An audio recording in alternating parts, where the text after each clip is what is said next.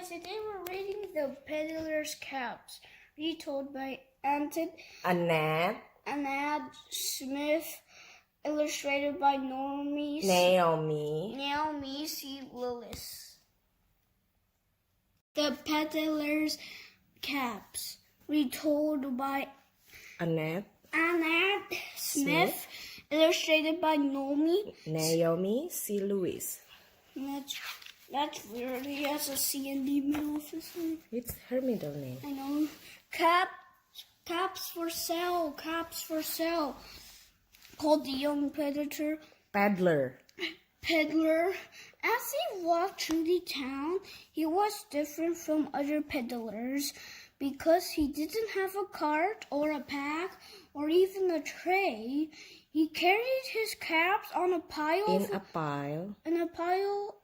on top of his head. He had to walk very carefully. The caps were always piled up in the same order. First, the young peddler wore his own embroidered cap. On top of this sat a pile of yellow caps, then some blue caps, some purple caps, and right at the top, all the bright red caps.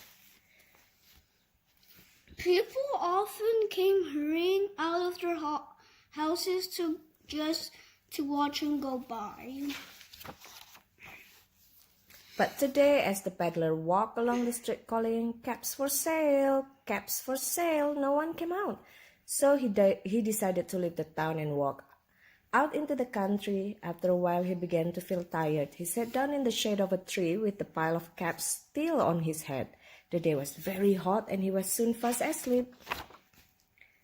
When the young peddler woke up, he put his hand up to his head to feel his pile of caps.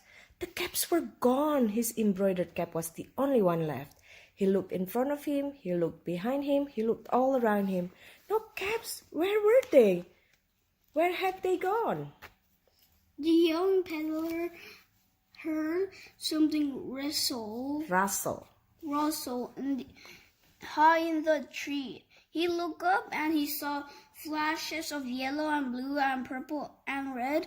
There, sitting in the branches, was a big troop of monkeys, and every monkey was wearing a cap. "Hey," called the young peddler, "give me back my caps." The monkeys chattered back at him. He shook his stick at the monkeys, and the monkeys shook the branches of the tree. The young peddler was now very angry. He shook his fist at the monkeys, and the monkeys shook their fists back at him. He was so angry, but he took his own cap off his head and threw to the ground. Then all of the monkeys took off their caps and threw them to the ground too. They are copying. Yeah, that's actually because they're accidentally. they're actually humans. Oh, really? Monkeys are human? Yeah. The peddler started to laugh. He piled all the caps onto his head very quickly indeed and walked back down the road.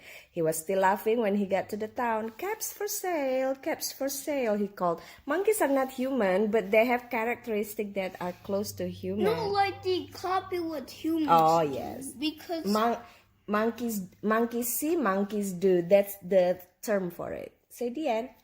The end. No, the end.